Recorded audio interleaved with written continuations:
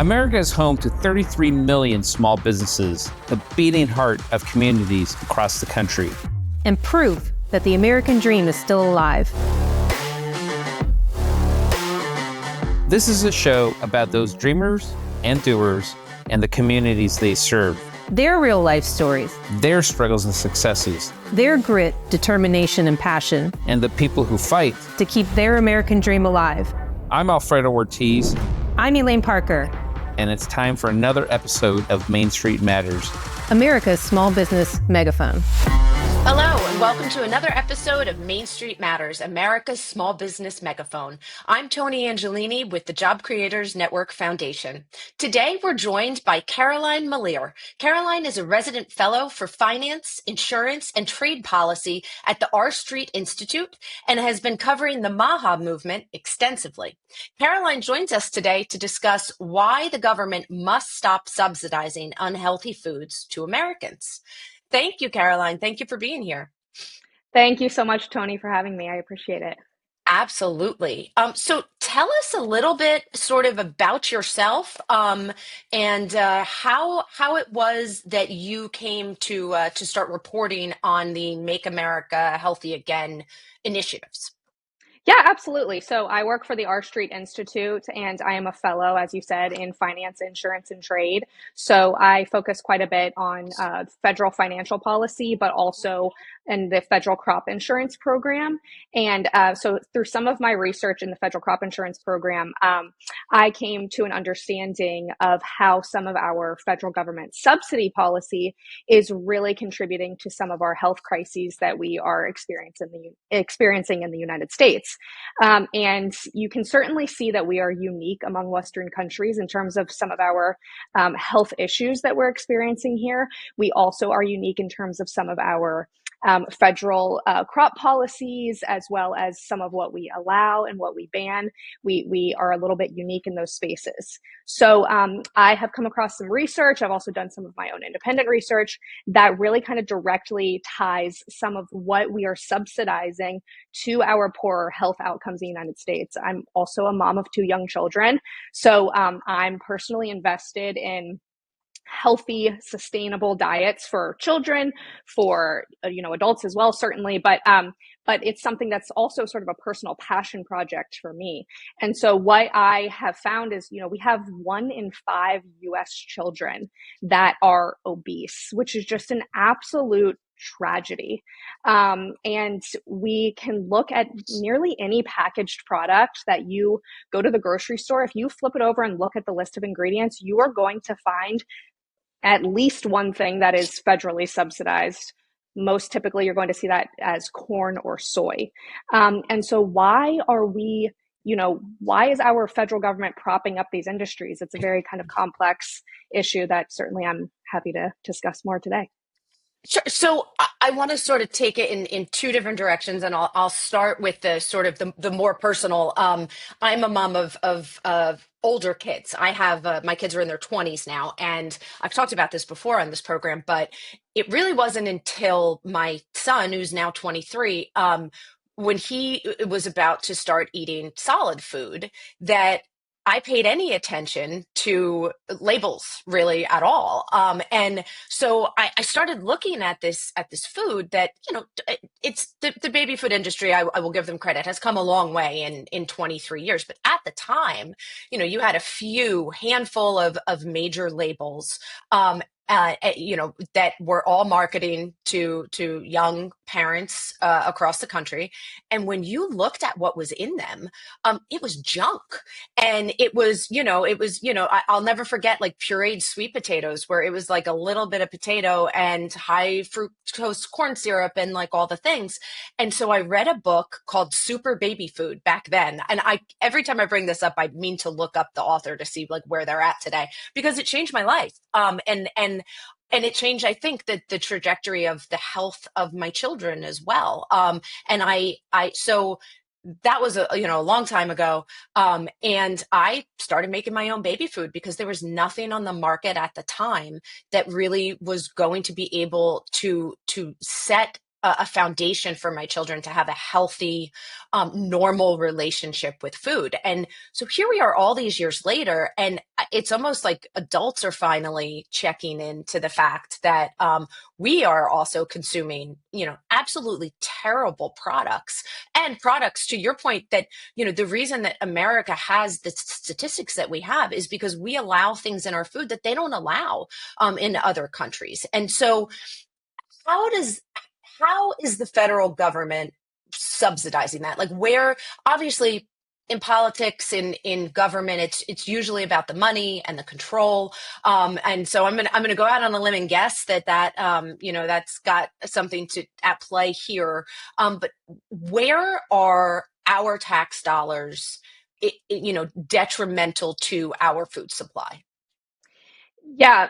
So first, I would say also the baby food, I think it is getting a little bit better, but you're going to pay top dollar for those better Yeah, ingredients. that's true. So you can get these brands that are all organic. They are just fruits and vegetables, but you're paying significantly more. And again, we can go right back to this. That is in part, because of the subsidy policy. So the main place that we see this coming from is through the federal crop insurance program. And so that is insurance policies on a wide variety of crops. However, it is most concentrated in corn and soy, which are about half of our federal crop outlays.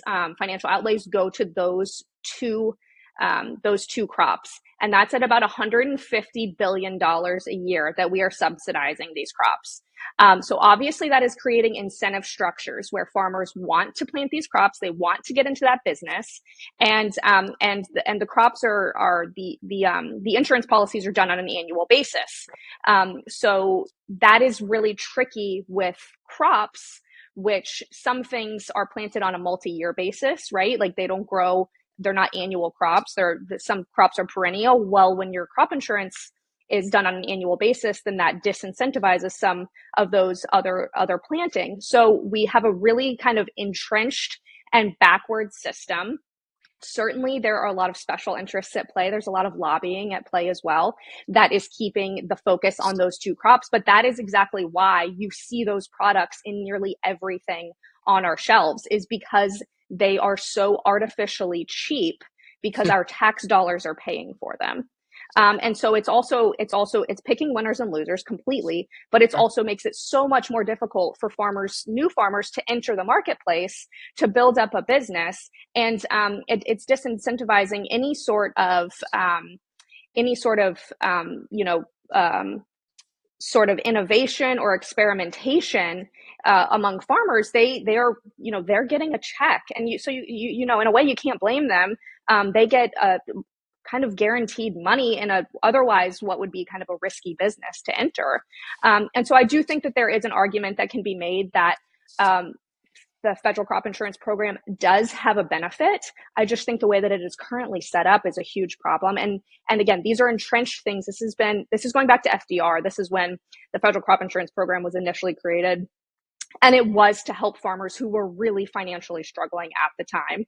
But over, the course of 100 years, it has changed and morphed into something where essentially we're paying to grow these two crops. And again, they're also not even going just to food. I mean, they're going in all sorts of cosmetic products. And, I even heard from someone whose child has a corn allergy who can't eat off paper plates because there's a thin layer of corn between each paper plate to stop them from sticking. So it's going just kind of in everything.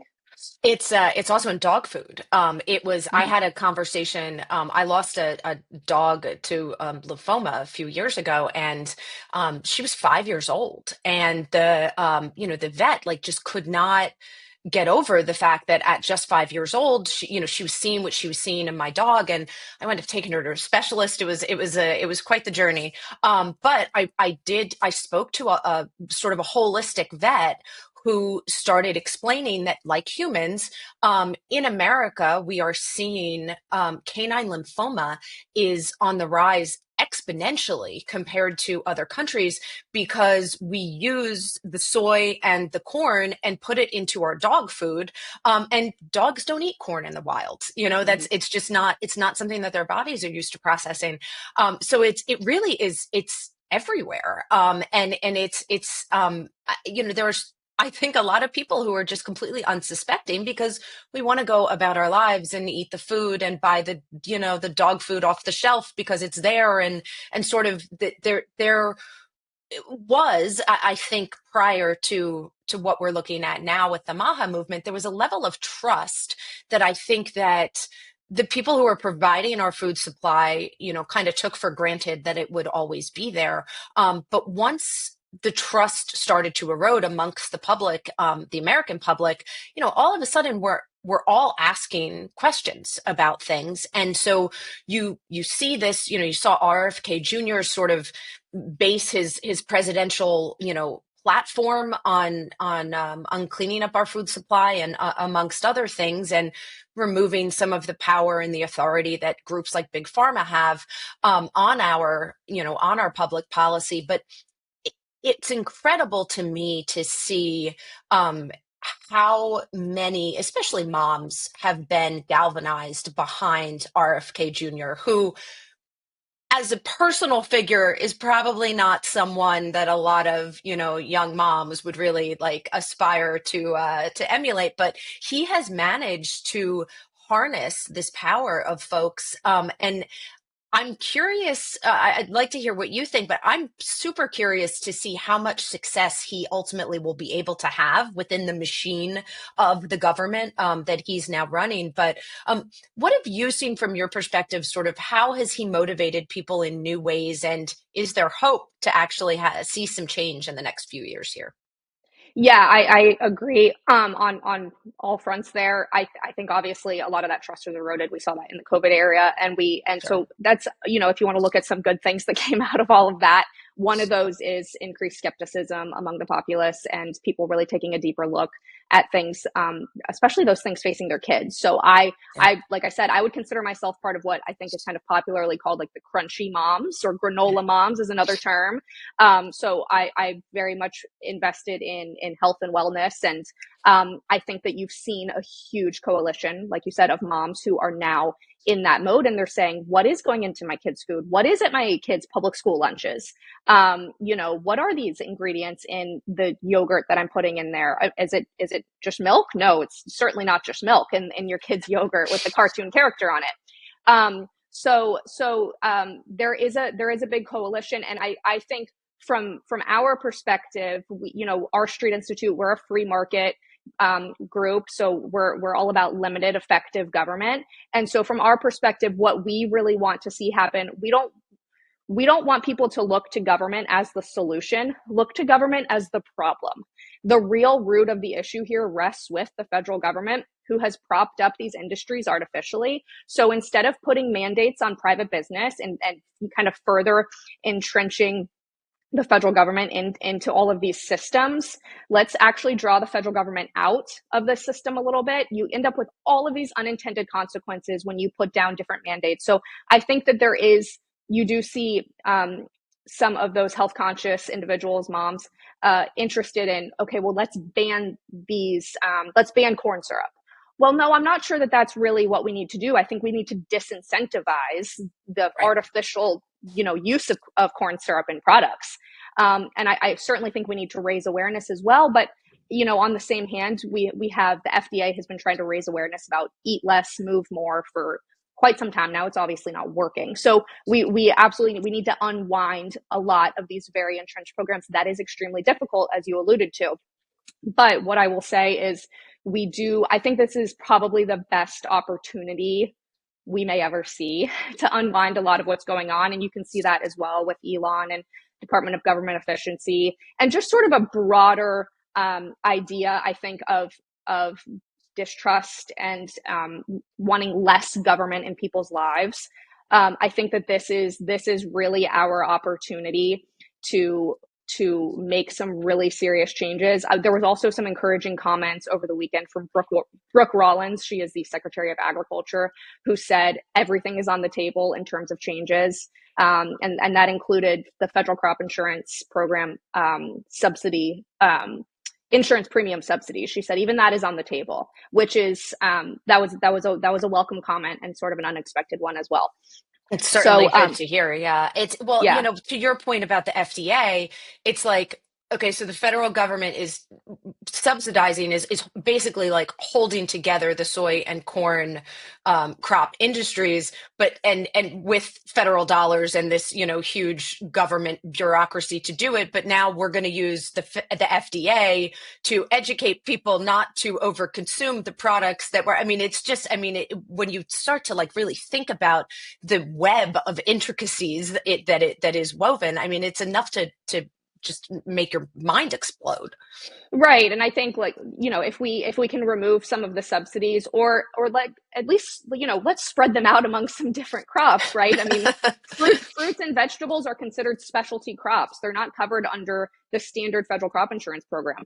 And I alluded to this earlier, but I think that there is a reasonable argument to be made about, about there being some level of subsidies at play with farm policy, because I do think that there are some serious implications there. I mean, you can get the national security implications and obviously food security implications as well. So there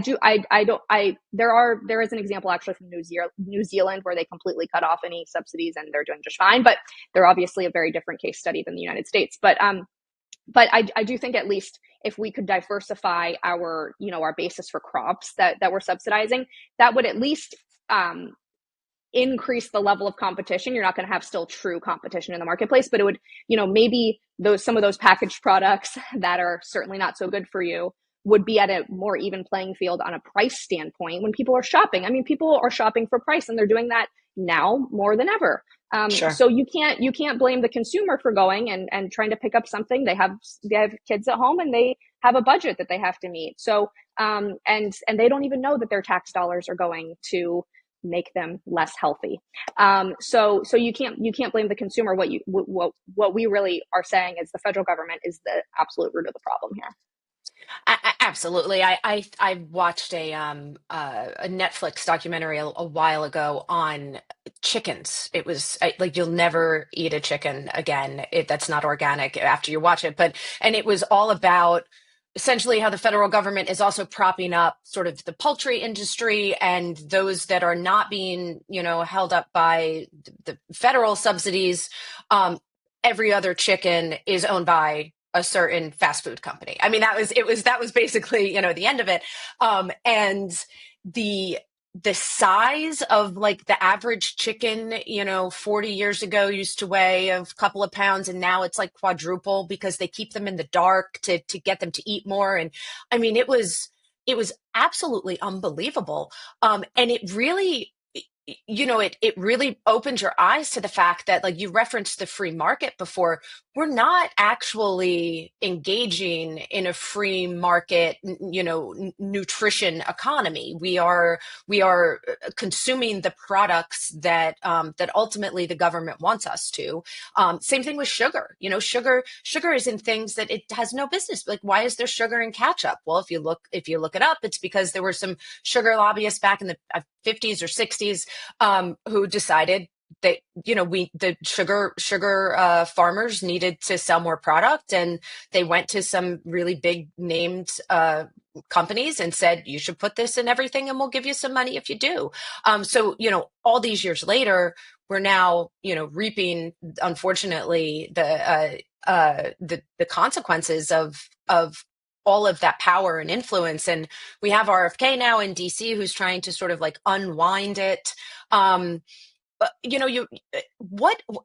mean, obviously the sentiment is there. And we've seen President Trump, he has executed at incredible pace, executive order after executive order, although I haven't seen any signed in the past few days. Maybe he's taken a break. But in terms of the public policy infrastructure that needs to be changed, are we looking at executive orders from him? Are we looking at, we need a big sort of like Farm Bill 2.0 to be passed? What is the actual like change look like from a public policy level if you get everything that on your wish list?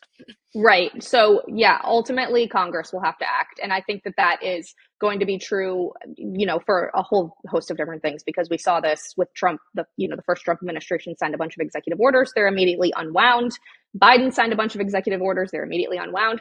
we can't have that kind of regulatory whiplash going back and forth all the time. Ultimately, Congress will have to act. And like I said earlier, the Secretary of Agriculture indicating that she is open to changes to the premium subsidy policy is a huge step in the right direction. The interesting thing about a lot of these subsidies is, typically we consider Republicans to be kind of, not interested in government handouts, which is more or less what this is. But in terms of foreign policy, they are. Right. Exactly. Those are the subsidies that Republicans love. So I do think, to be realistic, you're not going to just dismantle the entire program. I also don't think that would be a very good idea. I think it would be too tumultuous. But I do think that we could get members of both sides of the aisle to the table on making some changes that are in favor of our health, in favor of increasing competition, in favor of allowing new farmers to enter the marketplace. And another aspect that I think you can get both sides of the aisle to come together on is there's a lot of environmental impacts that are at play here as well. Soil health, water health. And then I've done some research on this as well. There's a lot of economic implications, obviously, that then come down from that, and quite literally come downstream from that, with the Gulf of Mexico and some of the pesticide and fertilizer runoff that is happening, that ultimately affects the tourism and fishing industries in the Gulf. So, excuse me, Gulf of America, little slip there. It's okay. Yeah, first time, that might be the first time I've referenced that since. I don't think I've said it out loud. So yeah. So I think that this is the time. I mean, this is absolutely it. Congressional action will have to happen in order to change some of these policies. It is part of the Farm Bill. We are still in our last Farm Bill. It's renewed every 5 years, and we're on. We are just on like a continuing resolution from the previous Farm Bill. So we haven't gotten a new clean Farm Bill. There are new iterations of it that keep coming out, but right now we don't have a new clean one. We need one, and now is certainly the time to make change. And so I think that is a lot of what we are trying to do is say, hey, we've got moms, we've got parents, we have adults who are invested and interested in their health. They probably don't know how much of it is tied to federal government policy. And so we want to raise awareness around that. And let's help get a little bit of public pressure here to our elected representatives to make some of these necessary changes, to wind down some of those subsidies, and raise awareness about how much of our money, ultimately in terms of the federal budget. It's not a lot, but it's not nothing either, certainly. And, I don't want to get too into the weeds on it. I have, several research papers that really get into detail, but a lot of the farmers too are making well above kind of the average American income, and they're getting significant subsidies. So, I think that is something too, that if Americans were more aware of that, they would probably be pretty frustrated to know. And I do think too, I think it's important to point out, we want to be, pro-farmer. We want to help farmers.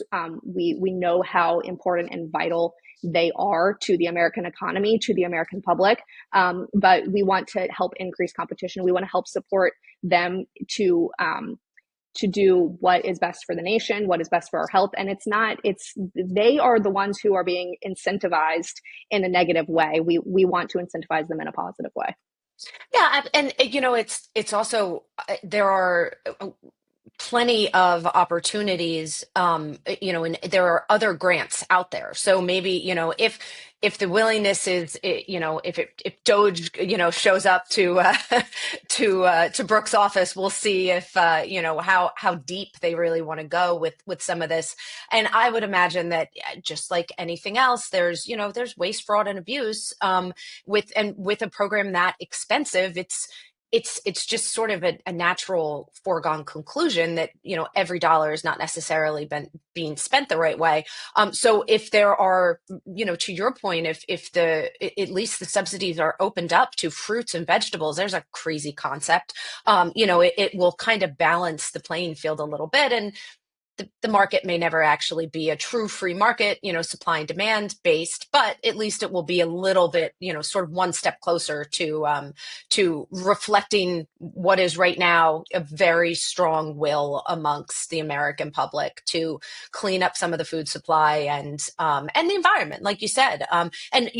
You said about the runoff water. I mean, that was one of RFK's big accomplishments was the mercury in fish, and everybody said he was crazy for trying to tackle that. So it'll certainly be interesting to see how it all plays out. Maybe we'll have you back and do like an update on whether or not there's been any progress. But I know you mentioned you didn't want to get too deep in the woods here, and we're about out of time. But where can we find the papers that you referenced that you've gotten into for people who do want more of the details? Yeah, absolutely. You can find my work on the R Street Institute website, which is rstreet.org. You can also find me on X at Caroline Melear. I'm always posting my work on there as well. So yeah, absolutely. And if anyone ever wanted to reach out directly, they can feel free to contact me. Well, thank you. And that's R Street for our audience. That's the letter R. So in case anybody is typing that up. And I encourage everybody to check it out, take a look at her work, and start paying attention to what's on the back of the labels of everything that they're selling at their food store. Thank you, Caroline, very much for taking the time to join us on Main Street Matters, America's small business megaphone. And thank you all for taking the time to listen. Main Street Matters is part of the Salem Podcast Network. New episodes debut every Wednesday and Friday. You can subscribe at salempodcastnetwork.com or wherever you get your podcast. We'll be back soon with another episode. Bye for now.